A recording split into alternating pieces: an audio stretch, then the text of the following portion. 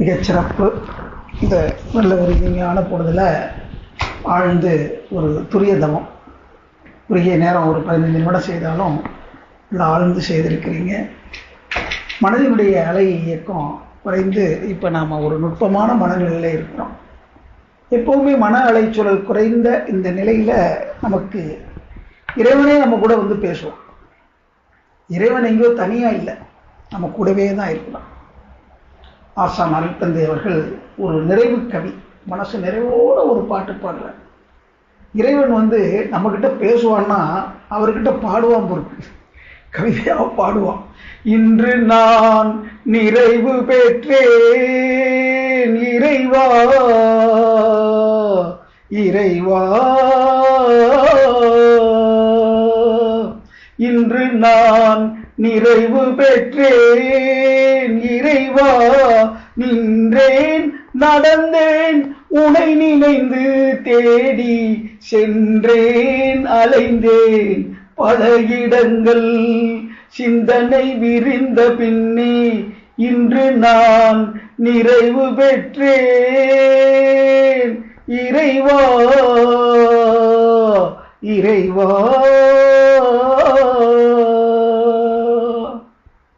எங்கெங்கேயோ தேடி அலைஞ்சாராம், ஆனா எங்கேயுமே தேடி அலை. கடைசியில எங்கே சிந்தனை விரிந்த பிறகு நிறைவு பெற்றிருக்கார். எப்படி நிறைவு பெற்றாரு? இறைவெளி காட்சியாக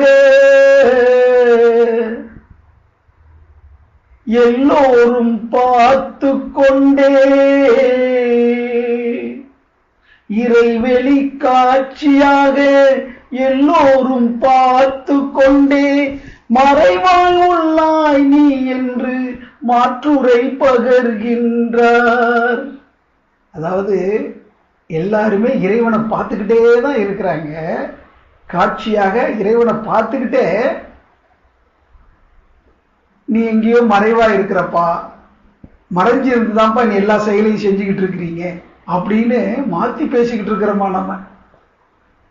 அப்ப இறைவன் எப்படி காட்சியாக இருக்கிறான்றது நமக்கு தெரியல. இன்னைக்கு அதை பத்தி சிந்திக்க போறோம். மனவளக்கலை என்பது இறைவெளி காட்சி. அப்ப இறைவன் எப்படி காட்சியாக இருக்கிறான்? நம்ம கூடவே தான் இருக்கிறான் இறைவன், ஆனா அதை நம்ம தெரிஞ்சுக்காம இருக்கிறோம். அர்த்தம் சொல்றார், இறைவெளி காட்சியாக எல்லோரும் பார்த்து கொண்டே, மறைவாய் உள்ளாய் நீ என்று மாற்றுரை பகர்கின்றார். பிறை முதலாய் சந்திரன் பெருத்து முழுவதாம் போல். இந்த 1ஆம் பிறை 3ஆம் பிறை தான் லேசா தெரியும். அடுத்து என்ன ஆகும்? கொஞ்சம் கொஞ்சமா வளர்ந்து முழுமையா பௌர்ணமியில வருது இல்லையா? இப்ப வளர்பிறையில தான் இருக்குது. இந்த 15ஆவது நாள் அப்படி முழு நிலவா வரும். அது போல குறையறிவை விரித்தால் கொள்ளலாம் உனை உள்ளே. நம்ம எல்லை கட்டி இருக்கிற அந்த அறிவு, அந்த குறை அறிவை விரிச்சு அப்படியே அகண்டாகாரமா நிற்கும் போது உன்னையே எனக்குள்ள உணர முடியும். அப்ப இறைவன் எல்லா இடத்திலையும் நீக்கமர நிறைந்திருக்கிறான். இறைவன் எங்கே இறைவன் எங்கே அப்படின்னு தேடிக்கிட்டு இருக்கிறவட்ட ஒருத்தர் கேட்டாராம், இறைவன் எங்கே இல்லை அப்படின்னு கேளுங்க. அப்ப இறைவன் இல்லாத இடம் உண்டா? தூணிலும் இருப்பான் துரும்பிலும் இருப்பான் இறைவன் சொல்லும் போது அவன் நமக்குள்ள இருக்க மாட்டானா?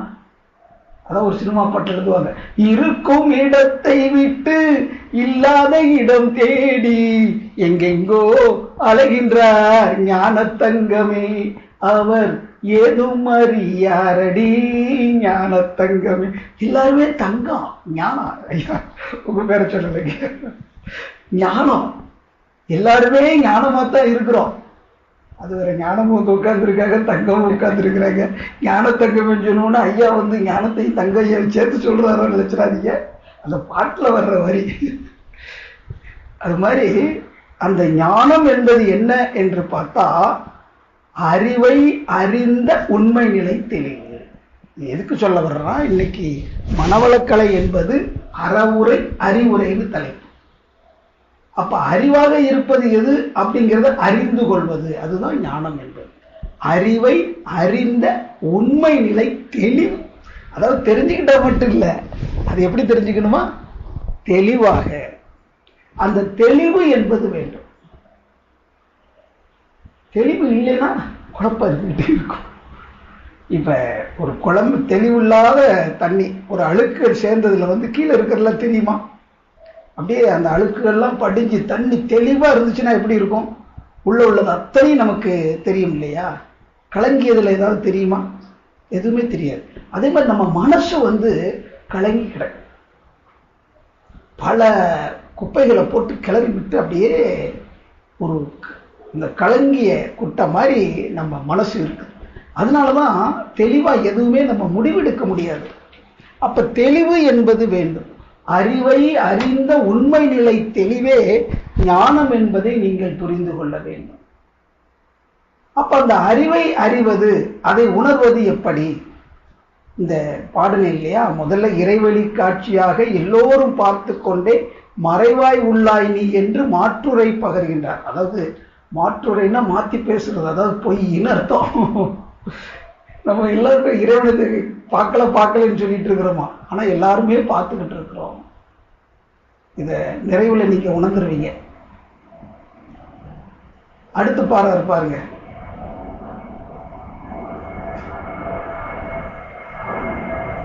ஒரு அணுவாக இருக்கிறதும் இறைவன் தான்.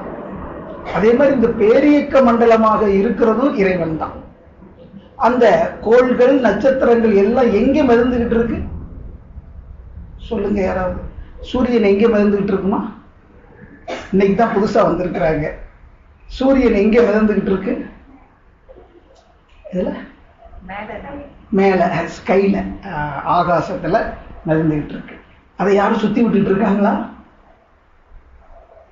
அது எப்படி மிதக்குது? கிராவிட்டியில. பாருங்க, எல்லாருக்குமே இன்னைக்கு குழந்தைங்க எல்லாருக்குமே தெரியுது. அப்போ ஒன்றை ஒன்று சார்ந்து இருக்குது. கிராவிட்டி என்று சொல்றமே அதுதான் காட். கடவுள்ன்றது என்னமோ இல்லை. இப்ப விஞ்ஞானிகள் சொல்லிக்கிட்டு இருக்கிற அந்த கிராவிட்டி தான் காட். அது எது அப்படின்னு பார்த்தா, இன்னைக்கு விஞ்ஞானிகள் சொல்லக்கூடிய காந்தம் என்று சொல்லக்கூடிய ஒரு தன்மை, மேக்னெட்டிக் வேவ். அந்த காந்த அலை தான் நம்ம கிட்ட மனமாக இருக்கு. அந்த காந்தம் என்பதுதான் அறிவாக இருக்கு. அறிவுங்கிறது நமக்குள்ள இருக்கக்கூடிய காந்தம். அது எல்லாத்திலையுமே இருக்கு. கடல் தண்ணி இனிப்பா இருக்குமா கசப்பா இருக்குமா? ஓ, நான் அதை விட்டுட்டு வேற எதையோ கேட்க. கடல் தண்ணி உப்பா இருக்கும்ல. அந்த உப்பினுடைய சுவை அதுல இல்லைன்னா எப்படி இருக்கும்? உப்புன்னு சொல்றோம். அந்த உப்புல அந்த உப்பு சுவை இல்லைன்னா அதை உப்புன்னு சொல்லுவோமா? உப்பு இருக்கு, அந்த உப்புல அது உரப்பா இருக்கிறதுனால தானே கரிக்குது உப்புன்னு சொல்றோம்.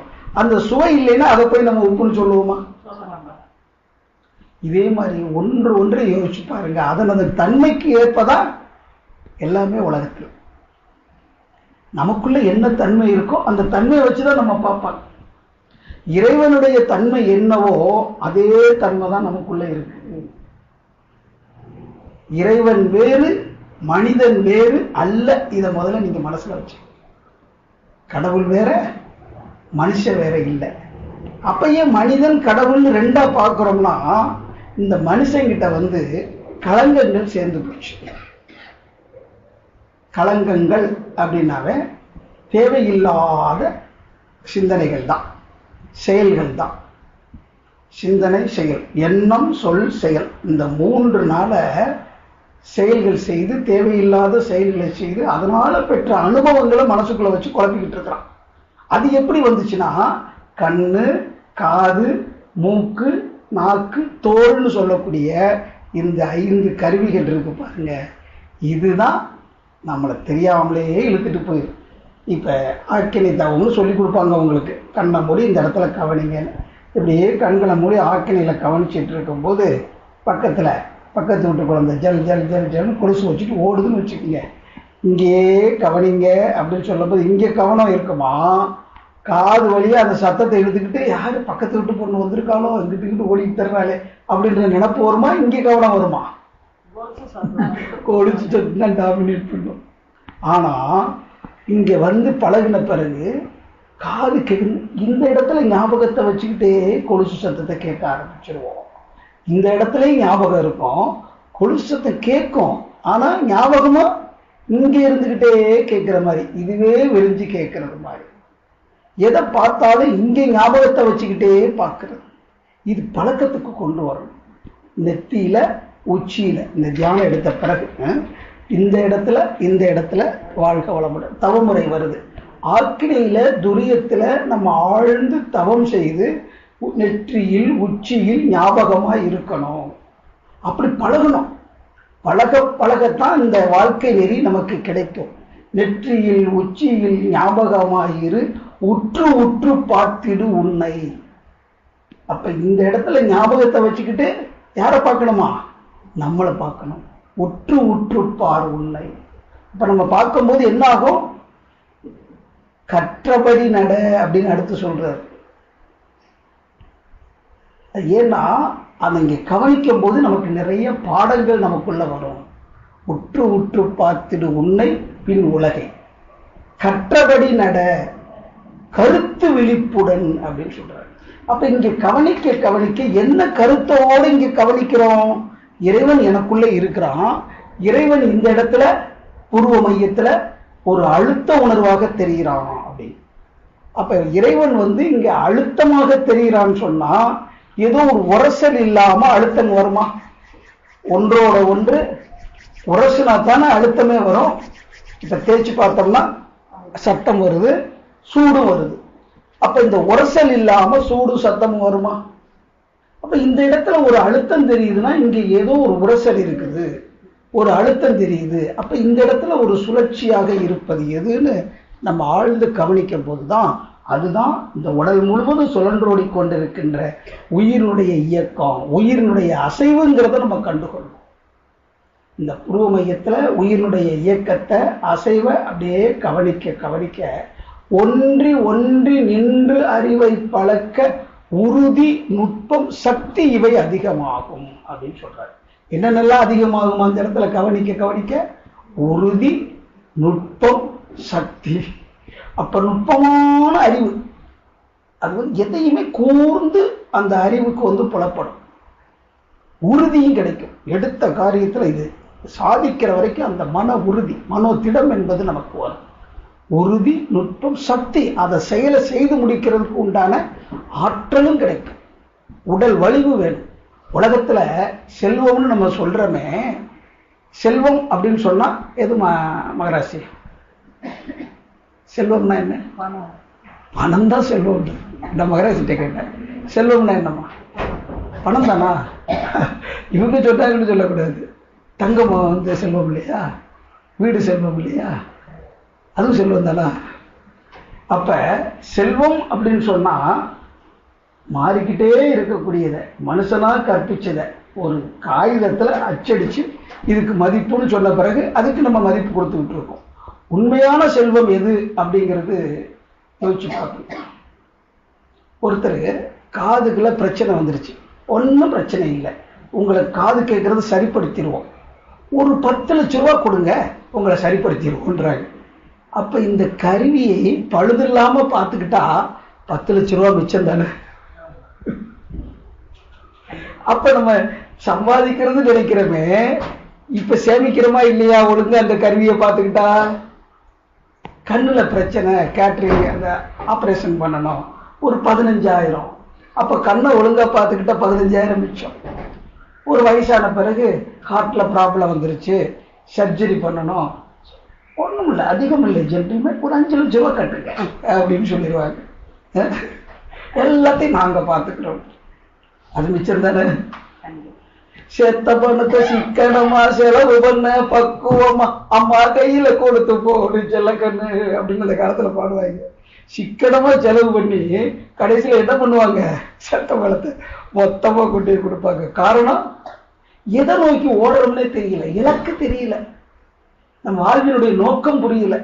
அந்த நோக்கம் தெரியாம என்னென்னமோ தேடி ஓடிக்கிட்டு இருக்கோம். அதான் நின்றேன் அலைந்தேன் சென்றேன் பல இடங்கள் சிந்தனை விரிந்த பின்னே இன்று நான் நிறைவு பெற்றேன் அப்படின்னு அந்த பாடல்ல சுவாமிஜி எழுதுறாரு.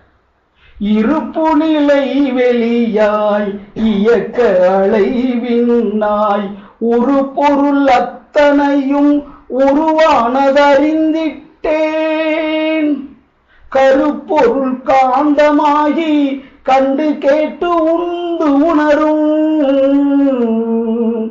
திருப்பொருள் மனமாக திகழ்வதை உணர்ந்த பின்னே இன்று நான் நிறைவு பெற்றேன். இறைவா, இன்று நான் நிறைவு பெற்றேன். அப்ப எவ்வளவு நிறைவு இருக்கு பாருங்க, இந்த பாடல் வரிய பாருங்க. இருப்பு நிலை வெளியாய். அப்ப எல்லாத்தையும் தாங்கி கொண்டிருப்பது எது? ஸ்பேஸ். இந்த பூமி சுழண்டு கொண்டிருக்கின்றோம். இப்ப நாம இந்த பூமியில இருக்கோம். நம்மளை தாங்கிக்கிட்டு இருக்கிறது இந்த பூமி.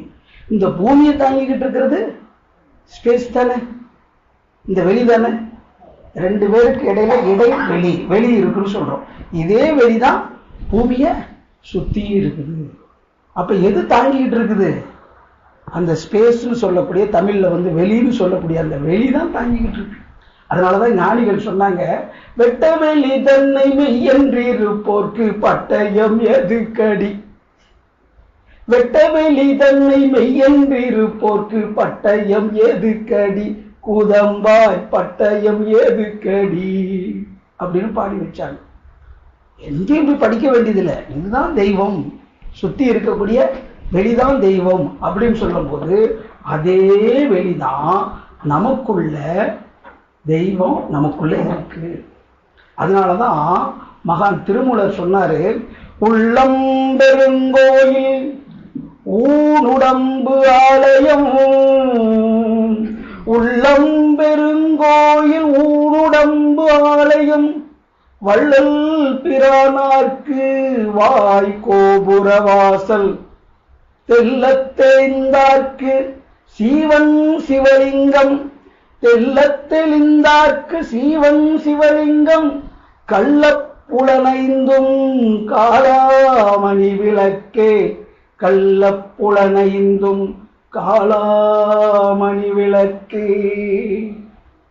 அதாவது அழிவில்லாத ஒரு ஒளி விளக்காக நமக்குள்ள இருக்குது. இது அதையும் பாருங்க, அந்த புலனை கள்ள புலனைந்து. கள்ள அப்படின்னாவே நம்மளை அறியாமலே இழுத்துட்டு போயிடும். இப்ப கண்ணை மூடி பார்த்துட்டு இருக்க போது சத்தம் தானா போகும். இப்ப இங்க ஏதாவது மல்லிகைப்பூ வச்சுன்னு இந்த வாசம் மூக்கு என்ன வேணும், அப்படியே வாசனையை பிடிச்சிக்கிட்டு ஆகா மல்லிகைப்பூ வச்சுக்கிட்டு யாரோ வந்திருக்காங்க. வெளிநாட்டுல இருந்து வந்தவங்க இந்த சென்ட் போட்டு வருவாங்க. ஓ, இந்த சென்ட் போட்டோம்னா இந்த அக்கா தானே இந்த சென்ட் போட்டு வருவாங்க, இந்த அக்கா வந்திருக்காங்களோ அப்படின்னு இந்த மனசு சென்ட்டை வச்சுக்கிட்டு அவங்கள பிடிச்சிடும். இப்படிலாம் இந்த மனசு இந்த வாசனை புலன்கிறதுனால கள்ளப்புலன்ற நம்மளை அறியாமலே உயிர் சக்தியை செலவு பண்ண வைக்கும். இங்க மனசை வைக்க வைக்க நம்மை மீறி அந்த உயிர் சக்தி செலவு குறையும். நாம விரும்புனா அதுல கவனிக்கலாம், விரும்பலைன்னா இருக்கும், ஆனா செலவு ஆகாது. அதனோட தொடர்பு கொள்ளும் போதுதான் இந்த மனம் அந்த வடிவம் எடுக்கும் போதுதான் உயிர் செலவு. இப்ப உன்னை பார்க்கிறோம்னா அந்த பார்க்கும் போது அது பிரதிபலிக்கும், ஆனா அதை நினைக்கும் போதுதான் அந்த வடிவம் மனம் எடுக்கும். இப்ப கண்களை மூடி நம்ம வீட்டை நினைச்சா வீடு வரும், வீட்டுல உள்ள நபர்களை நினைச்சா அவங்களுடைய ஒரு நமக்குள்ள அவங்கெல்லாம் வந்து போவாங்க. வருது இல்லையா? தூங்குறோம், தூங்கிக்கிட்டு இருக்கும் போதும் நிறைய நேரங்கள்ல நம்ம எங்கெங்கேயும் தேடிக்கிட்டு இருப்போம். அப்புறம் தான் அப்படி திடுக்குலாம் பயந்துருவோம். கடைசியில பார்த்தா ஓ கனவா அப்படின்னு இருக்கும். அப்புறம் எந்திரிச்சு தண்ணியை குடிச்சிட்டு படுப்போம். அப்ப கனவுலையும் நாம பதட்டத்திலேயே தான் இருக்கும். அது நம்ம முக்கியத்துவம் கொடுக்க வேண்டியதில்லை. ஆனா நம்ம செய்யக்கூடிய செயல்கள் இருக்கு இல்லையா, எண்ணம் சொல் செயல், அது எல்லாமே நமக்குள்ள பதிவாகுது. அந்த பதிவுகள் அப்பப்ப வெளிப்பட்டு கொண்டே இருக்கும். இப்ப நான் பேசிக்கிட்டே இருந்தாலும் நீங்க கேட்டுக்கிட்டே இருந்தாலும் இடையில ஞாபகம் எத்தனை மணிக்கு முடிப்பாரு, முடிச்சவரை நம்ம அந்த சீரியல் 8 மணிக்கு போய் அதை பார்த்துடலாமா, இல்லை அவங்களுக்கு போய் நமக்கு சமைச்சு கொடுக்கணுமே, இப்படின்னு ஏதாவது அந்த தொடர்ந்து ஒரு பழக்கத்துல இருந்துச்சுன்னு வச்சுக்கிறீங்களேன், அந்த நினைவு அப்படியே வந்து போகும். 8 மணிக்குள்ள போயிட முடியுமா, அல்லது அந்த ஃப்ரெண்டு வர்றேன்னு சொன்னாங்களே, அல்லது இவங்களுக்கு நம்ம போகும்போது இந்த காய்கறி கடைக்கு போய் வாங்கிட்டு போகலான்னு சொன்னோமே, அல்லது இடையில அப்படியே கிளம்பிடுவோமா, இப்படி எல்லாம் மனசு என்ன பண்ணோம், அலபாஞ்சிக்கிட்டே தான் இருக்கும். இருக்கிற வரைக்கும் நம்ம அப்படியே இருக்கும். அப்ப இருப்பு நிலை என்பது வெளி, அதுதான் இருக்கு. நல்லா புரிஞ்சுக்கணும். அதுல இந்த பாடல இருப்பு நிலை வெளி, அது மாறவே மாறாது, நிலையானதுன்னு சொல்றாரு. அப்ப மாறாத ஒன்றுனா எப்படி இருக்கும்? நேத்தும் அப்படித்தான் இருக்கும், இன்னைக்கும் அப்படியே தான் இருக்கும், நாளைக்கும் அப்படியே தான் இருக்க போகும். அப்ப மாறாத ஒன்று இருக்கு பாருங்க, அதுதான் தெய்வ நிலை. அப்ப மாறிக்கிட்டே இருக்கிறது அதுவும் தெய்வ நிலைதான். அந்த மாறாத ஒன்றிலிருந்து வந்த எழுச்சி பெற்ற அந்த ஆற்றல் மாறிக்கொண்டே இருக்கு. அதாவது கடல் இருக்கு, கடல்ல அலை தோன்றுது, அந்த அலை எங்க ஆகும்? திரும்ப கடல்லையே முடியும். அப்ப கடல்னு சொன்னா கடலை தனியா அலைய தனியா பிரிச்சு பார்க்க முடியுமா? கடல் வேற அலை வேற அப்படின்னு பிரிக்க முடியுமா? அதனாலதான் திரை கடல் அப்படின்பாங்க. அதாவது கடல்ல அந்த திரை போல இருக்கிறது, திரை போட்டா மறைச்சிக்கிற மாதிரி, அந்த அலை அந்த கடலை மறைச்சிக்கிட்டு இருக்கிற மாதிரி. அதுக்காக அலையை பார்க்கும்போது கடல், ஆனா அலைன்னு தான் சொல்றோம். ஆனா கடல் அப்படின்னு சொல்லும் போது அலையும் கடலும் சேர்ந்தே தான் இருக்கு. அப்ப தெய்வம்னு சொல்லும் போது தெய்வத்திலிருந்து எழுந்த இந்த கோள்கள், நட்சத்திரங்கள் அத்தனையுமே சேர்ந்தது தான். அதனாலதான் இயற்கை அப்படிங்கிற வார்த்தையில இறைவனை வணங்குறாங்க எல்லாருமே. இயற்கையை வணங்குறதே இறைவனை வழிபடுறது. அதே மாதிரி குடும்பத்திலையும் அன்னையும் பிதாவும் முன்னறி தெய்வம். அப்ப நீ தெய்வத்தை புரிஞ்சுக்கிறியோ இல்லையோ, தெய்வத்திட்ட நான் கேட்டதெல்லாம் கிடைக்கும் அப்படின்னு சொல்றாங்கன்னு வச்சுக்கோங்க. நான் கேட்டதெல்லாம் கிடைக்கும், கடவுளை போய் கும்பிட்டா நான் கேட்டதெல்லாம் எங்க அம்மா அப்பா தான் வாங்கி கொடுக்குறாங்க, அவங்க தான் தெய்வம்னு சொல்லுவாங்க குழந்தைங்க. ஏன்னா கேட்கறதெல்லாம் கொடுக்கறது தெய்வம்னா குழந்தைக்கு யார் தெய்வம்? அவங்க அப்பா அம்மா தான் தெய்வம். அப்போ இன்னொன்று சொன்னா, கணவனே கண்கண்ட தெய்வம் அப்படின்னு சொன்னாங்க. அதே மாதிரி அன்னையும் பிதாவும் முன்னறி தெய்வம்னு சொல்லிட்டு, தாயிற் சிறந்த கோயிலும் இல்லை இப்படிலாம் சொல்லிட்டு தாய்க்கு பின் தாரம்னு சொல்லி வச்சாங்க. அப்ப தாயை நீ தெய்வமா பார்த்துக்கிட்டு இருக்க, அதுக்கு பிறகு உன் மனைவிதான்டா தெய்வம். அப்ப அந்த தெய்வமே எனக்கு மனைவியாக வந்திருக்கிறது அப்படிங்கிற கருத்துல தெய்வி அப்படின்னு முன்னோர்கள் கூப்பிட்டாங்க. முன்னோர்கள் எப்படி கூப்பிட்டாங்க? தெய்வி அப்படின்னு கூப்பிட்டாங்க. அதுதான் மருவி தேவி அப்படின்னு. உடனே அவங்க தேவா, நாதா இப்படிலாம் அந்த காலத்துல கூப்பிட்டுருக்காங்க. இப்பெல்லாம் ஹாய் வாடா அப்படிங்கிறாங்க. வாடான்னு சொன்னா நம்ம என்னமோ தப்பா நினைச்சிடக்கூடாது. வாங்க டியர், வாங்க டியர் அப்படிங்கிறத சுருக்கி கூப்பிடுறாங்களா வாடான்னு. உடனே அவங்க வாடி அப்படின்னா வாங்க டார்லிங்னு அர்த்தமா.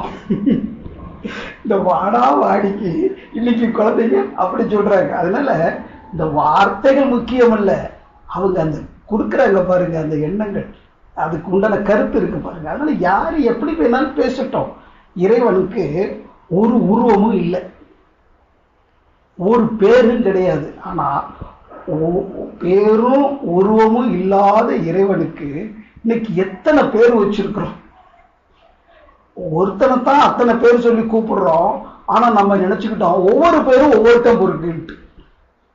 ஆனா எல்லா பேரும் ஒருத்தனை தான் சொல்லுது. இப்ப வீட்டுல என் மக அப்பான்னு கூப்பிடுறான், என் தம்பி அண்ணேன்னு கூப்பிடுறான், என் மனைவி கணவனை ஏதோ ஒன்று பேர் சொல்லி கூப்பிடுறான்னு வச்சுக்க. இப்படி எங்க அம்மா மகனேன்னு கூப்பிடுறாங்க. இப்படி ஒவ்வொருத்தரும் ஒவ்வொரு தொழிலில் போனால் சார்னு ஒருத்தர் கூப்பிடுறாரு, அல்லது ஐயான்னு ஒருத்தர் கூப்பிடுறாரு. இப்படி பல்வேறு பேர்கள் சொல்லி என்னை கூப்பிட்டாலும் நான் மாறுவேனா?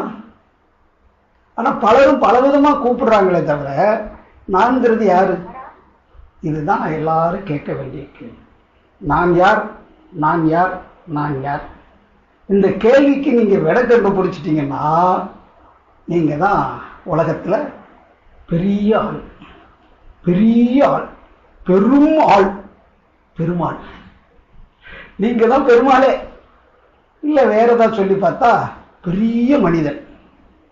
பெரிய அப்படிங்கும்போது மகா, மனிதன்னா ஆண், மகான்.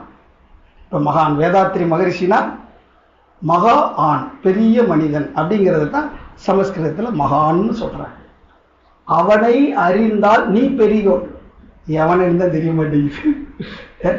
அவனை அறிந்தால் நீ பெரியோன், அவனை மறந்தால் நீ சிறியோன். யார? இறைவனை.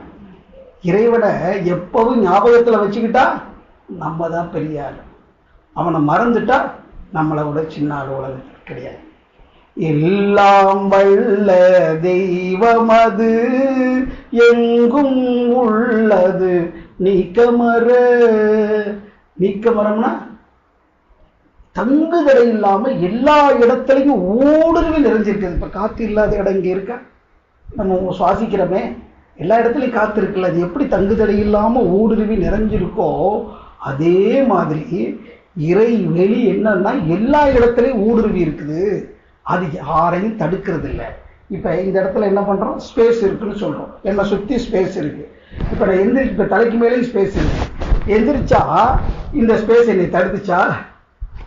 இந்த உருவத்தை இந்த ஸ்பேஸ் அடைக்குது, இங்கே கிளியர் ஆகுது. அப்ப இந்த ஸ்பேஸ்ல தான் நம்ம இருக்கிறோம். ஆனா அந்த ஸ்பேஸ் நம்ம உடம்புக்குள்ளேயும் ஸ்பேஸ் இல்லைன்னா அதை ஊடுருவ முடியுமா? ஏதாவது ஒரு தடை இருந்துச்சுன்னா அது ஓடுமா? அதுக்கு பிறகு அந்த ஓட்டம் இருக்குமா? அப்ப இந்த ஸ்பேஸ் எல்லாத்தையுமே ஊடுருவ விடக்கூடிய தன்மை. அதனாலதான் பூமி தன்னைத்தானே சுத்திக்கிறது. சூரியனை மையமா வச்சுக்கிட்டு அப்படியே சுத்தி வந்துட்டு இருக்கு. எவ்வளவு வேகமா சுத்தி வந்துட்டு இருக்கு. நம்ம 1000 மைல் வேகத்துல தன்னைத்தானே சுத்துது. சுமாரா 75,000 மைல் வேகம். நம்ம அந்த பைக்ல போறாங்க இல்லையா, கார்ல 100 கிலோமீட்டர் 130 கிலோமீட்டர்னு சொல்றாங்க. அதாவது 80-90 மைல் வேகத்தில், அதிகபட்சம் ஒரு 100 மைல் வேகத்தில் போறாங்கன்னு வச்சுக்கோங்க. ஆனா இந்த பூமி எத்தனை மைல் வேகத்தில் சுத்துது? 75,000 மைல் வேகத்தில் அப்படியே ஓடிக்கிட்டு அந்த சூரியனை சுத்தி வந்துட்டு 16 லட்சம் மைல் ஒரு நாளைக்கு சுத்தி வருதான் 24 மணி நேரத்துல. அப்ப எவ்வளவு வேகமா தன்னைத்தானே சுத்திக்கிறது, சூரியனையும் சுத்தி வருதுன்னா அதனுடைய ஆற்றலை நம்ம என்னைக்காவது நினைச்சு பார்த்திருக்கோமா? நான் செஞ்சிட்டேன்னு சொல்றவன் இந்த உடல்ல ஒரு சின்ன விஷயம், இந்த நகத்தை நம்ம செய்ய முடியுமா? பல்ல செய்ய முடியுமா? மூக்க செய்ய முடியுமா? கண்ணை செய்ய முடியுமா? உடம்புல ஓடிக்கிட்டு இருக்கிற இரத்தம், உதாரணத்துக்கு ஏ பாசிட்டிவ் ரொம்ப ரேரா இருக்குது அப்படின்னா ஏ பாசிட்டிவ் ரத்தம் செய்ய முடியுமா? நம்ம சாப்பிடுற சாப்பாடு தான் என்னவா மாறுது? ரத்தமா மாறுது. ஆனா அந்த ரத்தமா மாறுது பாருங்க, அது யார் செய்யறா? சாமிஜி கேட்பாங்க, இந்த சாப்பாடை கொண்டு போய் ஒரு விஞ்ஞானிகிட்ட கொடுத்து, நீ சாப்பிட்ட உடனே ஏ பாசிட்டிவ் ரத்தமா இந்த உடம்பு மாத்திருக்குது, நீ உன் லேப்ல வச்சு இதை ஏ பாசிட்டிவ் ரத்தமா மாத்தி கொடுப்பா அப்படின்னு ஒரு விஞ்ஞானிகிட்ட போய் கொடுத்தா, அந்த சாப்பாடை வாங்கிட்டு இட்லியை போட்டாலும் ஏ பாசிட்டிவ் ரத்தமா மாத்திருது, தோசையை போட்டாலும் மாத்திருது, பழத்தை சாப்பிட்டாலும் மாத்திருது, எதை போட்டாலும் ரத்தமா மாத்திருத. அந்த நேச்சரா இருக்கக்கூடிய அந்த இறைசக்தி, அந்த அறிவு. ஆனா நம்ம ஏதாவது செய்ய முடியுமா? காற்றை நாம செஞ்சோமா? இந்த பூமியை நம்ம செஞ்சோமா? எல்லாம் நம்ம அனுபவிக்கிறோம். ஆனா நம்ம என்ன நினைக்கிறோம்? நம்ம தான் ஏதோ செஞ்சுட்டோம் போலன்னு நினைச்சுக்கிட்டு ஒரு கற்பனையில மயக்கத்துல இருக்கோம். அந்த கற்பனை போயிடுச்சுன்னா போதும், அதான் மயக்க நிலைன்னு பேர். பார்க்கும்போது எல்லாமே மயக்கமா தான் தெரியும். இப்ப காலையில சூரியன் எந்த பக்கமா உதிக்குது? கிழக்க உதிக்குது. எந்த பக்கம் மறையுது? மேற்க மறையுது. இப்ப பூமியை சூரியன் சுத்தி வருதா, சூரியனை பூமி சுத்தி வருதா?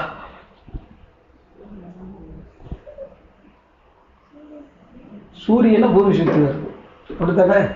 ஆனா நமக்கு எப்படி தெரியுது? காலையில கிழக்க இருக்குது சூரியன், சாயங்காலம் மேற்க வருது. அப்ப பூமியை தானே சூரியன் சுத்தி வருது. இன்னும் மாத்தி சொல்லிட்டு இருக்கிறீங்க. ஏமா அப்படித்தானே சொல்றோம்? கிழக்க சூரியன் உதிக்குது, மேற்க சூரியன் மறையுதுன்னு சொல்றோம்.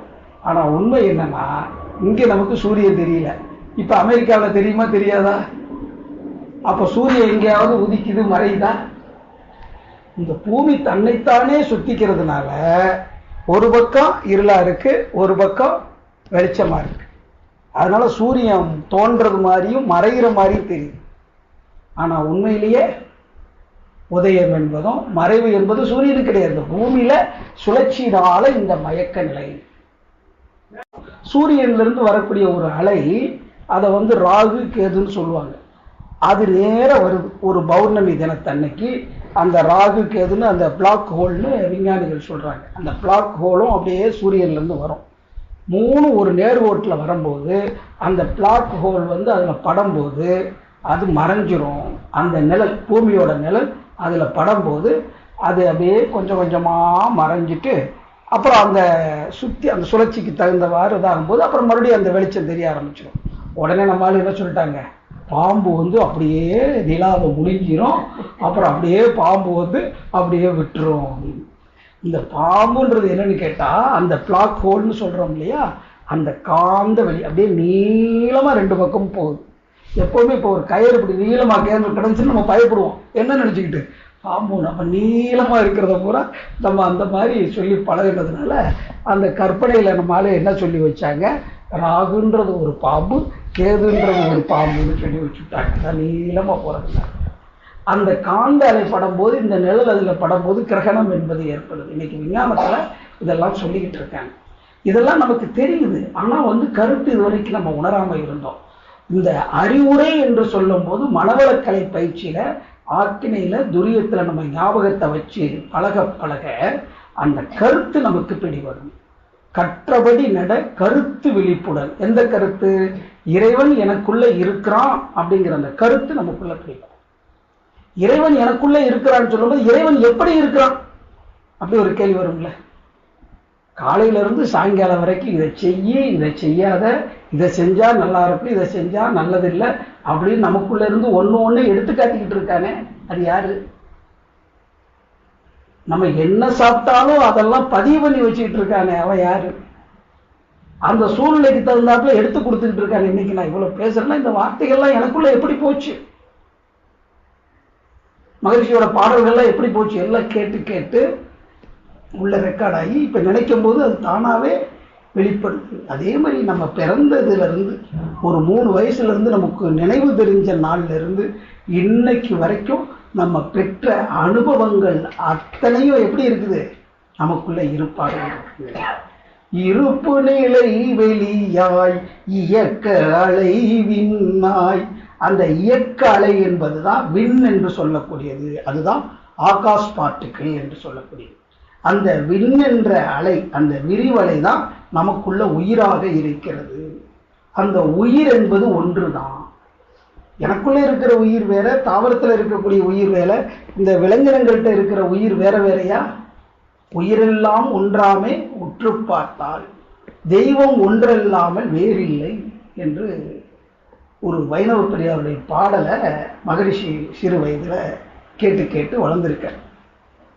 அப்ப தெய்வம் ஒன்றுதான், உயிர் என்பதும் ஒன்றுதான். அப்போ உயிர் தான் தெய்வமா என்று பார்த்தா, உயிர் என்பது இறைநிலையிலிருந்து வெளிப்பட்ட ஒரு அலை, சுழல் அலை. அது நம்ம இந்த உடம்புக்குள்ள சுழன்று ஓடிக்கொண்டிருக்குது. இந்த உடலுக்கும் உயிருக்கும் ஒரு நட்பு என்பது வேண்டும். அந்த நட்பு இருந்துச்சுன்னா வாழ்க்கை சிறப்பாயிருக்கும். உடலுக்கு உயிருக்கு இடையில ஒரு நட்பு வேணும். அந்த உயிரோட்டத்துல தடை ஏற்பட்டுச்சுன்னா அதை உணர்த்துறது மனம் என்ற ஒரு இயக்கம். இந்த உயிர் இயங்குறதுனாலதான் உடலும் இயங்குது, மனசும் இயங்குது. அப்போ உடல் இயக்கத்தையும் மன இயக்கத்தையும், மன இயக்கம்னா அறிவு இயக்கம்னு கூட வச்சுக்கலாம். அறிவு இயங்குறது கூட உடம்புல உயிர் இருக்கிறதுனாலதான் அறிவு கூட இயங்குது. அப்போ உடல் இயக்கத்தையும் உயிர் இயக்கத்தை, அதாவது அறிவு இயக்கத்தை நடத்தி வைக்கிறது உயிர். அப்ப அந்த உயிர் என்பது எப்படி வந்தது என்று பார்த்தா, இந்த சுத்தி இருக்கக்கூடிய பஞ்சபூதங்கள்ல விண் என்று சொல்லக்கூடிய ஒரு ஆற்றல் தான் நமக்குள்ள உயிராக இருக்கிறது என்பதை மகரிஷி அற்புதமா சொல்லியிருக்காங்க. இறைவெளி இருப்பு நிலைவெளியா இயக்க அலைவினால் உருப்பொருள் அத்தனையும் உருவானது அறிந்திட்டேன். அப்ப நம்ம பார்த்து கொண்டிருக்கிற உருப்பொருட்கள் அத்தனையும், இந்த பிரபஞ்சத்தில் இருக்கிற மண் மண்ணு, நிலம், நீர், நெருப்பு, காற்று, ஆகாயம் சொல்லக்கூடிய இந்த பஞ்சபூதங்கள் எப்படி உருவாகி வந்தது? அந்த வெளியில இருந்துதான், சுத்த வெளி என்று சொல்லக்கூடிய அந்த ஆற்றல்ல இருந்துதான் எல்லாமே வெளிப்பட்டு. இருப்பு நிலைவெளியா இயக்க அலைவினால் உருப்பொருள் அத்தனையும் உருவானது அறிந்திட்டு கருப்பொருள் காந்தமாகி. கரு முதல்ல காந்தம்தான் இங்க கரு கொள்ளுது. அந்த கருவாக இருப்பது, அந்த காந்தமாக இருப்பது எதுனா அதுவும் இறைநிலை தான். அதுதான் இறை துகள் என்று சொல்றாங்க. இறை துகள் தான் காந்தம். நமக்குள்ள இருக்கக்கூடிய இறை துகள் கருப்பொருளாக அந்த கரு கொண்டு, அதுதான் என்ன ஆகுது, பிரபஞ்சத்திலிருந்து அதனுடைய அந்த தன்மைக்கு ஏற்ப உப்பினுடைய சுவை போயிடுச்சுன்னா உப்புன்னு சொல்ல மாட்டோம். அதே மாதிரி அந்த கரு கொள்ளும் போது அதுக்குள்ள என்ன ஆற்றல் இருக்குதோ அதுக்கு தக்கவாறு பிரபஞ்சத்திலிருந்து அந்த ஆற்றலை ஈர்த்து ஈர்த்து ஈர்த்து சேர்த்து கட்டுது. முட்டைக்குள் அமைந்த கரு உடலாலும் அறிவாலும் முழு வளர்ச்சி பெற்று விட்டால் மூடிய ஓடு உடைந்து விடும். அந்த 22 நாள் தவம் பண்றது மாதிரி அடகாக்குது. அந்த பறவை குஞ்சு உள்ளுக்குள்ள நம்ம முன்னாடி உடைச்சோம்னா பறவை இருக்கான்னு உடைச்சு பார்த்தா என்ன ஆகும்? ஆம்லெட் தான் போட்டு சாப்பிட முடியும். ஒரு மஞ்சக்கரு வெள்ளைக்கரு தான் இருக்கும். ஆனா அந்த 22 நாள் அது உட்கார்ந்து தன்னுடைய ஆற்றலை பிரபஞ்ச சக்தியோடு இணைச்சு அதுக்குள்ள கொடுக்கும் போது அந்த மஞ்சக்கருல எங்க மூக்கு வரணும், எங்க சிறகு வரணும், எப்படி உருவ அமைப்பு வரணும் அப்படிங்கிறதெல்லாம் அது வளர வளர சுத்தியில் இருக்கக்கூடிய அந்த வெள்ளைக்கருல இருந்து அந்த ஆற்றல் வந்து முழுமையாக 22 நாள்ல அது வளர்ச்சி அடைஞ்ச பிறகு அந்த கூட்டை உடைச்சிக்கிட்டு சிறகை விரிச்சுக்கிட்டு வந்துட்டேன்னு வந்துடும். முட்டைக்குள் அமைந்த கரு முழு வளர்ச்சி பெற்று விட்டால் மூடிய ஓடு உடைந்து விடும். குஞ்சு வெளி உலகை கண்டு இன்பம் தைக்கும். அதே மாதிரி கரு கொண்ட ஆற்றலை நம்ம உணர உணர அந்த இறை உணர்வு பெற்றுவிட்டால் நாம விடுதலை அடையலாம். அந்த அளவுக்கு நம்ம அந்த ஆற்றலை நெத்தியில உச்சியில ஞாபகமா கவனிச்சுக்கிட்டே இருந்தோம்னா சூப்பரா வரலாம். அதை அடுத்த வரியில சொல்லுவார். திட்டமிட்டு அறமாற்றி தூய்மை உடலில் உயிரில் பெற்றுவிட்டால். அறமாற்றணுமா, அதுதான் அறவுரை. திட்டமிட்டு அறமாற்றி தூய்மை உடலில் உயிரில் பெற்றுவிட்டால் தீரும் வினை. நல்ல வினை போயிடும். 3 வினை சொல்றாங்க. முன்வினை, தன்வினை, பின்வினை. முன்னாடி வந்த வித சஞ்சிதமா, நம்ம பிறந்ததுல இருந்து இன்னைக்கு வரைக்கும் சேர்த்த வேணா பிராரப்தமா, இனி செய்ய போற வேணா 2 சேர்ந்த வேணா ஆகாமியம் அப்படின்னு சமஸ்கிருதத்துல. நம்ம தமிழ்ல சொன்னா முன்வினை, தன்வினை, பின்வினைன்னு சொல்லலாம். ஆனா 2 வினைன்னா, அதாவது முன்வினை பின்வினை 2 வினைதான் சொல்லிட்டு வள்ளுவர் சொல்லுவார். இருள் சேர் இருவினையும் சேரா இறைவன் பொருள் சேர் புகழ் புரிந்தார் மாட்டு. இறைவனுடைய பெருமையை நினைச்சுக்கிட்டு இருக்கிறவங்களுக்கு எந்த வினையுமே சேராது. அதனாலதான் இந்த அந்த இறைவனை நினைக்கும் போது தீரும் வினை. புலன்மயக்கம் தாண்டிடலாம். இந்த புலன்மயக்கம்னா இந்த கண்ணு காது மூக்கு நாக்கு தோல்ல சிக்கி கிடக்கிறோம்ல, வந்ததையே தின்னு விதி வந்தா சாவம் அப்படின்னு ஒரு பெரியவங்க சொல்லுவாங்க. என்னத்தையோ சாப்பிட்டு எப்படியோ போவோம்ப்பா. வயிற்று பொழப்புக்காகத்தான் நம்ம பாடுபட்டுக்கிட்டு இருக்கோம். இந்த வயிற்றை வளர்க்கறதுக்காகத்தான் நிறைய பேர் உழைச்சிக்கிட்டே இருக்கிறாங்க. ஆனா நம்மளுடைய வாழ்வின் நோக்கம் என்னன்னு தெரிஞ்சு அதற்கு தக்க செயலை செய்யணும். இந்த பிறப்புல நாம இறைவன் அறியலைன்னா வேற எந்த பிறப்புல அறியறது? எந்திரிக்கிறோம், சாப்பிட்றோம், நல்லா ஜாலியாக ஊர் சுற்றுறோம், தூங்குறோம். இது எல்லாம் தானே பண்ணிட்டு இருக்கு விலங்கினங்கள் பூரா. அப்போ மனிதனுக்கும் விலங்கினத்துக்கும் என்ன வித்தியாசம் என்று பார்க்கும்போது தன்னை அறியக்கூடிய அறிவு நமக்குள்ள இருக்கு. இப்போ தியாகராஜன் உரை அப்படின்னு போட்டாங்கன்னா ஒருத்தர் உட்கார்ந்து வந்து பேசிக்கிட்டு இருக்கான். இவனுக்கு பேரு தியாகராஜன் பேரை சொல்லி தியாகராஜன். அப்போ அறிவுரைனா அறிவுன்னு ஒன்று உரை நிகழ்த்து தான். அப்போ நான் வந்து உங்களுக்கு ஏதாவது சொன்னேன்னா அது அறிவுரைன்னு நம்ம சொல்லிக்கிட்டு இருக்கிறோம். ஆனால் உண்மையான அறிவுரை நமக்குள்ள இருந்து வரும். மௌனத்தில் இணையமர்த்தி அவன் கொடுத்த அறிவுரை போல்னு ஒரு பாடல் எழுதியிருப்பார். என்னைய சும்மா உட்கார வச்சு அவன் எடுத்து கொடுக்குறான். அந்த அறிவுரையை கேட்ட பிறகு என்னால் ஒன்றும் செய்ய முடியல. ஏன்னா ஒரு பாடல் எழுதுறாரு பாருங்க. உலகம் என்ற மண் மீது அனைவரும் பிறந்தோம், உயிர் காக்கும் காற்று ஒன்றே மூச்சு விடுவதற்கு, மூச்சு விடுவதற்கு. உலகெங்கும் ஒளி வீசும் சூரியனும் ஒன்றே, உள்ள கடல் ஒன்றே தான் நீர் ஆவியாகி பொழிய. உலகில் இன்று உள்ளோர் இதில் ஒன்றும் செய்ததில்லை. யாராவது உலகத்தை செஞ்சாங்களா, காற்றை செஞ்சாங்களா, சூரியனை செஞ்சாங்களா? யோசிச்சு பாருங்க. உலகில் இன்று உள்ளோர் இதில் ஒன்றும் செய்ததில்லை. ஒவ்வொருவரும் பிறந்து வாழ்ந்து என்ன வாங்க செத்து போவார். அதை தவிர வேற என்ன செய்ய முடியும்? எல்லாரும் ரிட்டர்ன் டிக்கெட்டோட தான் வந்திருக்கிறோம். அந்த கன்ஃபார்ம் டேட் தெரியல. சுவாமிஜி அடிக்கடி சொல்லுவார், உலகில் ஒரு குழுவினர் மற்றவரை கொன்று உயிர் வாழ்தல் நீதி எனில். இன்னைக்கு ஒருத்தர் அடிச்சுக்கிறான். உக்ரைன் போர்னு சொல்லிட்டு நான் பெரிய ஆளா நீ பெரிய ஆளான்னு அடிச்சுக்கிட்டு கடைசியில் ஜெயிச்சவன்னு சொல்றானே அவன் யாரு? பல்லாயிரக்கணக்கான ஜீவன்களை கொன்ன கொலகாரன். ஆனா அந்த கொலகாரன் என்ன சொல்றான்? ஜெயிச்சுட்டேன். கொலைஞர்களே மிச்சம்னு சொல்ற. ஒரு குழு இன்னொரு குழு அடிச்சு நான் ஜெயிச்சுட்டேன். அப்புறம் நான் என்னதான் நல்லது செஞ்சாலும் நான் என்ன பண்ணிட்டு வந்திருக்கிறேன்? பல ஜீவன்களை அழிச்சிட்டு வந்திருக்கிறேன். அது நல்லதா? பெரியக்க மண்டலம் பெரிதுதான் என்றாலும் ஓரியக்கமாக உந்தன் உடலாக காணுகின்றேன். சீரியக்கங்கள் எல்லாம் சிந்திக்க பெரும் வியப்பே. யாரியக்க வல்லாரே உனையன்றி இப்பேரண்டத்தை இன்று நான் நிறைவு பெற்றேன். இறைவா இன்று நான் நிறைவு பெற்றேன். நின்றேன் நடந்தேன் உனை நினைந்து தேடி சென்றேன் அலைந்தேன் பல இடங்கள். எங்கெங்கோ தேடி அலைஞ்சாராம். சிந்தனை விரிந்த பின்னே இன்று நான் நிறைவு பெற்றேன். எப்ப நிறைவு பெற முடியும்? நமக்குள்ள அந்த இறைவனை கண்டுகொள்ளும் போதுதான் நிறைவு வரும். அதனாலதான் அந்த துரியாதீத நிலைக்கு நிறைவேற்று தவம்னு பேர். நீங்க சாதாரணமா இங்கதான் ஆரம்பிப்பீங்க. இங்க துரியத்தில் ஆழ்ந்து போக போக இறைவனே நாமே இறைவனாக அந்த விரிந்த நிலை.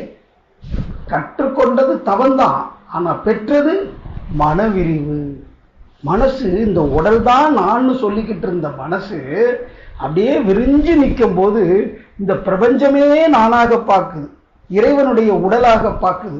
ஆனா இந்த பிரபஞ்சத்தையே சூழ்ந்து அழுத்தி, ஆங்கிலத்தில் யூனிஃபைடு ஃபோர்ஸ் சொல்லுவாங்க, தமிழ்ல ஒருங்கிணைப்பு ஆற்றல்னு சொல்லுவாங்க. எல்லாத்தையும் இந்த கோள்கள் நட்சத்திரங்கள் எல்லாத்தையும் ஒருங்கிணைச்சு ஒரு பெரிய உருண்டையா அதைத்தான் பிரபஞ்சம் பேரியக்க மண்டலம்னு சொல்றாங்க. இப்ப பூமி உருண்டை எப்படி இருக்குதோ அதே மாதிரி கோள்கள் நட்சத்திரங்கள் சேர்ந்தது ஒரு பெரிய உருண்டை. இப்ப நம்ம கடற்கரையில உட்கார்ந்து பார்க்கிறோம். வானம் என்ன பண்ணும்? அப்படியே போய் கடல்ல ஒரு இடத்துல சந்திக்கிற மாதிரி இருக்கும். அப்ப நம்ம போட்ல போய் அந்த சந்திக்கிற இடத்த பார்த்துருவோம்னு போனா பிடிக்க முடியுமா? நடுக்கடல்ல போயிட்டு அப்படி சுத்தி பார்த்தா கடல் மட்டும் இருக்கும். அப்படியே சுத்தி பார்த்தோம்னா அப்படியே நீல கலர்ல ஒரு கிண்ணம் அப்படி கவுத்தி போட்டது மாதிரி இருக்கும். அப்படியே 360 டிகிரி எப்படி இருக்கும் அந்த ரவுண்டு, அப்படியே ஒரு பெரிய அப்படியே சேர்ந்தது மாதிரி இருக்கும். கடல் நீளமா இருக்கும், அப்படியே வானம் நீளமா இருக்கும். அப்ப அதனுடைய தன்மை அப்படியே பூமி கீழே பார்த்து அந்த உருண்டையே இந்த கடலுக்குள்ளேயே அனுமானம் பண்ணி பார்த்தீங்கன்னு வச்சுக்கோங்க. அதுதான் எவ்வளவு, அதையே நம்மளால அனுமானம் பண்ண முடியலையே. இது நம்ம பார்வைக்கு தெரிகிறது. ஆனா இந்த நீல அகலத்தை நம்ம அளந்து பார்க்கலாம் சொல்லவே முடியாது. ஆனா கண்களை மூடி தியானிக்கும் போது அந்த அளவுக்கு மனசு விரிஞ்சு நிற்கும். இதைத்தான் விஸ்வரூப தரிசனம்னு சொன்னாங்க. அந்த அளவுக்கு மனசால விரிஞ்சு நிற்க முடியும். ஒரு அணு அளவுல அந்த அணுவுக்கு நுட்பமான ஒன்றி ஒன்றி நிற்க அந்த அணு அளவுல ஒடுங்கியும் நம்மால இங்க நிற்க முடியும். இங்கே அடக்க வருது, 5 புலனும் அடங்கி இங்க உயிர் ஒடுங்குது, அறிவு அந்த உயிர்ல ஒடுங்குது.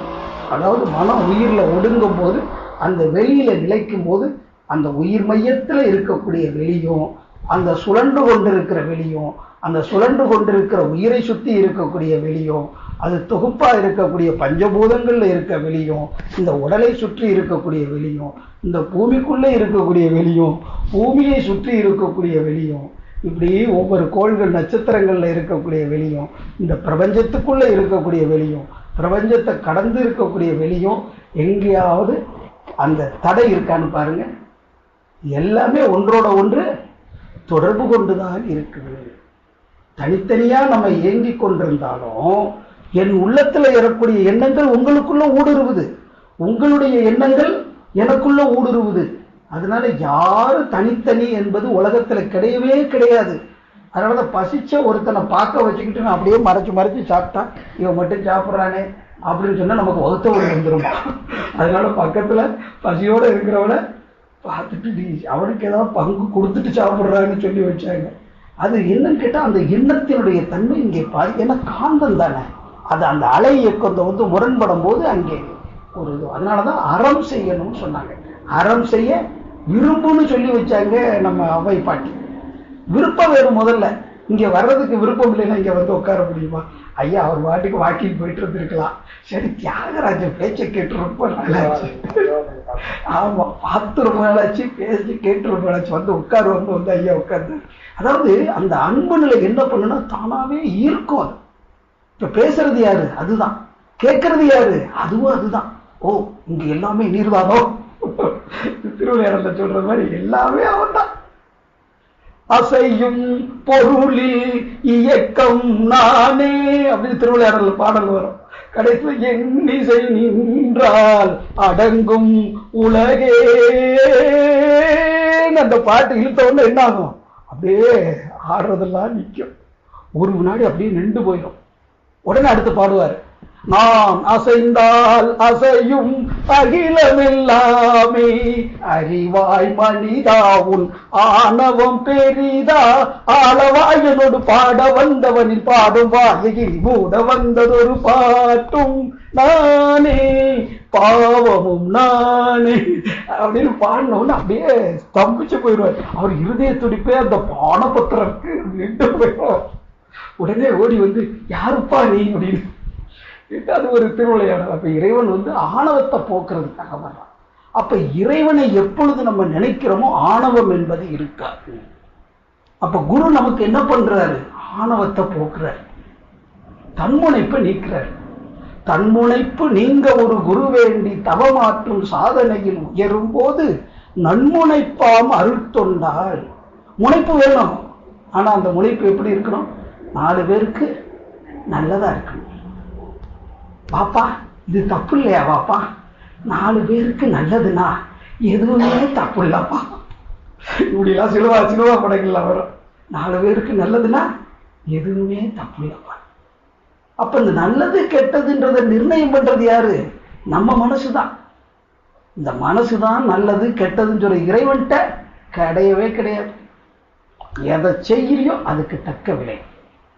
நல்லது கெட்டதுன்றது கிடையாது. செயலிலே விளைவாக தெய்வ ஒழுங்கு அமைப்பிருக்க பயன் என்ன? தவறிழைத்து பரமனைப்பின் வேண்டுவதா. செய்ய வேண்டிய தவறை செஞ்சாச்சு, விளைவு வந்துதானே தீரும். வயிற்ற பட்டினி போட்ட நீ பசி எடுக்கும்போது சாப்பிடாம கிடந்த, அப்ப வயிற்றுல புண்ணு வரத்தானே செய்யும், கேஸ்ட்ரிக் ட்ரபிள் வரத்தானே செய்யும். வரும்போது கடவுளே ஒன்ன நினைச்சுக்கிட்டு தானப்பான்னு 6 நாள் பட்டினி கிடந்தேன், எனக்கு போய் இப்படி வேதனையை கொடுக்கலாமா அப்படின்னு போய் நான் கடவுள்கிட்ட போய் நான் கேட்டேன். போன வாரம் 6 நாள் கந்த சஷ்டி நோன்புல இருந்துட்டு கடைசியில் போன வாரம் இங்கே வந்து அந்த மாங்காயும் அந்த பேர் என்ன முள்ளங்கி சாம்பாரோட அந்த மாங்காய் அது 2 சேர்ந்தா என்னமோ வினைகள் ஆற்றுமா என்னன்னு தெரியல. வேதி வினை பக்குவமா என் வீட்டுக்காரம்மா போத்தி இதை சாப்பிடாதீங்க காரம் சாப்பிடாதீங்க அப்படின்னு சொன்னாங்க. அந்த பொலிப்பும் அதெல்லாம் சாப்பிட்ட உடனே உள்ள போய் என்ன வேதி வினை புரிஞ்சிச்சோ தெரியல. காத்து பாமாயி அப்படியே வயிறு வலிக்க ஆரம்பிச்சிருச்சு. அப்படியே வலிச்சு கொஞ்சம் கொஞ்சமா உடம்ப உருக்கி அது நல்லதுதான் பண்ணுச்சு. தேவையில்லாத குழப்பங்கள் காற்று உப்பு எல்லாம் வெளியே போய் உடம்பு அப்படியே ஒரு 4-5 கிலோ குறைச்சிருச்சு. நிறைய பேருக்கு தெரிஞ்சிருக்கும். 6 மாசத்துக்கு முன்னாடி பார்த்த தியாகராஜ உருவத்தையும் இப்ப பார்க்கக்கூடிய தியாகராஜ உருவம் வித்தியாசம் தெரியுதா? அப்ப இது என்ன பண்ணுது? ஒண்ணுமே செயலிலே விளைவாக தெய்வ ஒழுங்கமைப்பு இருக்க பயன் என்ன? தவறிழைத்து பரமனைப்பின் வேண்டுவதால். இறைவனை போய் வேண்டதுனால ஒண்ணும் கிடையாது. அப்ப செயலுக்கு தக்க விளைவு உண்டு. அதனால நன்மை ஒன்று செய்தீர்கள் நன்மை விளைந்தது, தீமை ஒன்று செய்தீர்கள் தீமை விளைந்தது, தீமை செய்வதை விட்டு விட்டு நன்மை செய்வதை தொடருங்கள். சொல்லுங்க. ராஜா சின்ன ரோஜாவோடு காட்டு பக்கம் போனாரா அப்படின்னு சொல்லிட்டு யானையை காட்டுவாங்க. அதை வந்து குரங்கிட்டு வாழில் வச்சோன்னு காட்டுல ஆத்திய வச்சிருமா. உடனே என்ன பண்ணிடுவாரு? உடனே யானைக்கு வந்து முள்ளு தச்ச யானைக்கு அவங்க வைத்தியம் பார்த்துருப்பாங்களாம், முள்ளை எடுத்து விட்டு. உடனே அந்த யானை வந்து தண்ணியை எடுத்து வந்து அதெல்லாம் அணைச்சி அவங்கள காப்பாற்றுமா. அதனால தீமை செஞ்சதுனால தீமை விளைஞ்சிருச்சான், நன்மை செஞ்சிருந்ததுனால அந்த நன்மை வந்து என்ன பண்ணுச்சு? நம்மளை காப்பாற்றான். அப்ப அந்த பாவ புண்ணியம்ங்கிறது வெளியில இருக்கா நமக்குள்ள இருக்கா? நாம செய்யறதுக்கு தக்க விளைவு செயல் விளைவு நீதிங்கிறத நாம புரிந்து கொள்ளலாம். அன்பும் கருணையுமாய் அகன்ற நிலையில் உள்ளாய். அந்த கருணையை பாருங்க, வந்தவங்களுக்கு எல்லாம் இனிப்பு கொண்டு வந்து கொடுக்குது. அந்த பிரபஞ்சம்னு சொன்ன இல்லையா, அதை சூழ்ந்து அழுத்தி இயங்க செய்யக்கூடிய அந்த ஆற்றல், அந்த ஒருங்கிணைப்பு ஆற்றல் இருக்கு இல்லையா, அதுக்கு பேர் தான் கிராவிட்டி. எல்லாத்தையும் சூழ்ந்து அழுத்தி இருக்குல்ல, அதுதான் உள்ளுக்குள்ளேயே வந்து மையத்துல நினைக்குது. அப்ப நம்ம நினைக்கிறோம் கிராவிட்டினா ஈர்ப்புன்ட்டு. ஈர்ப்பு இல்லை, அந்த சூழ்ந்து அழுத்துறதுனால மையத்துல வந்து ஒரு திணிவு ஏற்படுது. அந்த திணிவுக்கு பேரு தான் கிராவிட்டின்னு பேர். அதாவது சூழ்ந்து அழுத்தி மைய நோக்கி அழுத்தக்கூடிய ஆற்றல். அந்த ஆற்றலை தான் நம்ம தெய்வம்னு சொல்றோம். அது இருக்கிறதுனாலதான் அன்பு அப்படின்னா அரவணைக்கக்கூடிய தன்மையில, அதாவது யூனிஃபைடு போர்ஸாக இருக்குது. அதுல இருந்து வரக்கூடிய அலை இருக்கிறதுனாலதான் ஒண்ணு தனித்தனியா இருக்கு. ஒன்னோட ஒண்ணு உரசுறது கிடையாது. இப்ப பூமி தனியா, சூரியன் தனியா, அது ஒன்னோட ஒண்ணு எப்படி சுத்தி வந்துட்டு இருக்கோ அந்த மாதிரி இயக்கம். ஏதாவது ஒன்னோட ஒண்ணு இடிச்சுக்குதா? அந்த வட்டப்பாதையில சுத்துனா கரெக்டா முறையா சுத்தி வந்துகிட்டு இருக்கேன். அதுதான் கருணை, இறைவனுடைய கருணை. அன்பும் கருணையுமாய் அகன்ற நிலையுள் உள்ளாய் என் மனதை விரித்து. என் மனசு அப்படியே விரிக்கிறது யாரு? விரிகிறது அதுதான், சுருங்கிறது அதுதான். அப்ப சுருங்கி இருந்த மனச என் மனதை விரித்து இணைத்து கொண்டாய் என் உள்ளே. கண்ம வினைகள் எல்லாம் கழிந்தன உணர்கின்றேன். கண்ம வினைகள் எல்லாம் கழிந்தன உணர்கின்றேன். உன்னை அறிந்துய்ய. உன்னை அறிந்து உய்யன்னா உயர்வடையன்னு அர்த்தம். உன்னை அறிந்துய்ய உலகோர்க்கு தொண்டு செய்வேன். அப்ப நம்ம என்ன செய்யணும்? தொண்டு செய்யணும். இன்று நான் நிறைவு பெற்றேன். அப்ப அந்த தொண்டு செய்யக்கூடிய மனப்பான்மை நமக்கு வரணும். அதைத்தான் இந்த பாடல்ல, தன்முனைப்பு நீங்க ஒரு உருவேன்றி தவமாற்றும் சாதனையில் உயரும் போது நன்முனைப்பாம் அருட்தொண்டால் நலம் காண்போர்கள் நான் தருதலுக்க போற்றுவார்கள். உன்முனைப்பு நிலவு ஒளி ரவியால் போலே உயர் குருவின் அருள் என்றே உணர்ந்து அடங்கு. என் முனைப்பே சிறந்தது, இனி ரவி ஒளி எனக்கு ஏன் என்று நிலவு என்ன இருளே மிஞ்சுமா. சூரியனுடைய ஒளி எனக்கு தேவையில்லை, என்னுடைய ஒளி தான் சிறப்பு அப்படின்னு சந்திரன் நினைச்சிச்சுன்னா, சந்திரனுக்கே ஒளி எங்கிருந்து வருது? சூரியன் இருந்து வருது. ஆனா என்னுடைய ஒளி தான் சிறப்புன்னு நினைச்சிச்சுன்னா என்ன ஆகும்? சூரியன் இருந்து ஒளி வேணாம்னு சொல்லிட்டா அங்க இருட்டு தான் இருக்கும். அதே மாதிரி குருவினுடைய ஆற்றல் தான் நமக்கு உயர்வை கொடுத்து கொண்டிருக்கிறது. அதனால நம்ம என்ன செய்யணும்? திட்டமிட்டு அறமாற்றி தூய்மை உடலில் உயிரில் பெற்றுவிட்டால் தீரும் வினை புலன்மயக்கம் தாண்டிடலாம் விட்டுவிடும். விளைவாக வீடு பேரெனும் அறிவை அறிதல் கிட்டும். தட்டுங்கள் திறக்கும் என்றார் தனக்குள்ளே பேராற்றல் புதையல் கண்டோர் தக்க வழி அருட்குருவின் தாழ்பணிந்து தவம் பயின்று தனை உணர்தல். அப்ப அதுக்கு வழிமுறையே சொல்றாரு. தட்டுங்கள் திறக்கும் என்றார் தனக்குள்ளேயே பேராற்றல் புதையல் கண்டோம். அப்ப அது ஒரு புதையல், பெரும் செல்வம். அத்தனை செல்வமும் உன்னிடத்தில் எங்க இருக்கா? நமக்குள்ள இருக்கு. நான் பிச்சைக்கு செல்வது எவ்விடத்தில்னு ஒருத்தர் பாடுவார். எல்லா செல்வத்தையும் நமக்குள்ள வச்சுக்கிட்டு நம்ம வெளியில என்ன பண்றோம்? கையேந்தி கொண்டிருக்கிறோம். அதனாலதான் சுவாமிஜி சொல்றாரு, மற்றவரை எதிர்பார்த்தல் கையேந்தல் வேண்டாம். மற்றவரை எதிர்பார்த்தல் கையேந்தல் வேண்டாம். மாநிதியாம் இறைவனை நம் மனத்தடியில் தேர்வோம்னு சொல்றாரு. அப்ப அந்த இறைவனை நம்ம எங்க தேடணுமா? மனதுக்கு அடித்தளமாக அந்த அறிவாக நாம பார்க்கணும். அப்ப அவன் நமக்குள்ள இருந்து கொடுக்கக்கூடிய உரை. இறைவன் சொல்லிக்கிட்டே இருக்கிறான், இந்த செய்ய செய்யாதே, அதுதான் அறிவுரை. அதன்படி நடக்கிறது அறம்.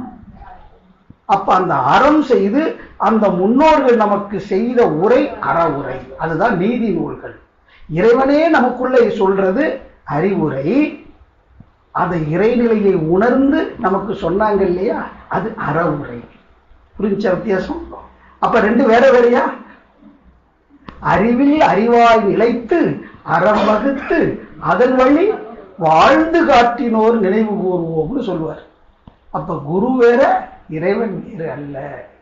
என்னை யான் அறிய வேண்ட இறைவா என் குருவாய் வந்தாய். என்ன அறிய நினைக்கும் போது யார் குருவா வந்தது? இறைவா நீ குருவாய் வந்தாய். அப்படி வந்த அந்த குருவை நாம எப்பவுமே வணங்கி வாழ்த்தி வரணும். முன்னை சேர் வினை தூய்மைக்கு முயன்று அறநெறி வாழ்கின்றேன் சுவாமிஜி முடிப்பார். அப்ப அந்த வினை நமக்குள்ள இருந்து போகணும்னா முயன்று அறநெறி. அப்ப அந்த அற உரை நம்ம தெரிஞ்சுக்கிட்டா மட்டும் போதாது, அந்த அறநெறிய நாம எப்படி செய்யணும்? முயன்று வாழணும். சுவாமிஜியே எழுதுறாரு, முயன்று அறநெறி வாழ்கின்றேன். கொஞ்சம் தவறுனாலும் அந்த அறம் போயிடும். அறம் என்பது என்ன? யாருக்கு துன்பம் இல்லாத ஒரு நிலை, துன்பப்படுறவங்களுக்கு உதவக்கூடியது. இதுதான் நம்முடைய கடமை. ஒழுக்கம், கடமை, ஈகை என்ற அந்த அறம் செய்யறதுக்கு நாம விரும்பணும். அந்த அறத்தை முயன்று கடைபிடிக்கணும். இன்னொருத்தருக்கு நம்ம துன்பம் கொடுத்தா அதுக்கு உண்டான விளைவு நமக்கு வந்தே தீரும் என்பதை புரிந்து கொண்டு யாருக்கும் துன்பம் அளிக்காமலும் முடிந்தவரை பிறர் துன்பம் போக்கியும் வாழக்கூடிய அந்த அன்பும் கருணையுமாக வாழ்ந்து வாழ்க்கையை வாழ்வாங்கு வாழ்வோம் என்று கூறி இன்று வந்திருந்து சிறப்பாக செவிமடுத்த அத்தனை அன்பு உள்ளங்களுடைய தாழ்வடைந்து வணங்கி வாழ்த்து மகிழ்கின்றேன். அருளோடு செல்வம் கீர்த்தி மென்மேலும் நிறைவாய் பெற்று எல்லா நல்வளங்களோடும் வாழ்க வாழ்க வாழ்க வாழ்வாங்கு என இறைநிலையோடு எண்ணத்தை கலக்க விட்டு குருவினுடைய அருளோடு இணைந்து வாழ்த்தி மகிழ்கின்றோம். வாழ்க வளமுடன், வாழ்க வளமுடன். வேறு 16 சிறந்தோங்கி வாழ்க்கையில எல்லா துறைகளிலும் வெற்றியும் மகிழ்ச்சியும் மனநிறைவும் பெறுவீர்களாக. வாழ்க வளமுடன், வாழ்க வளமுடன்.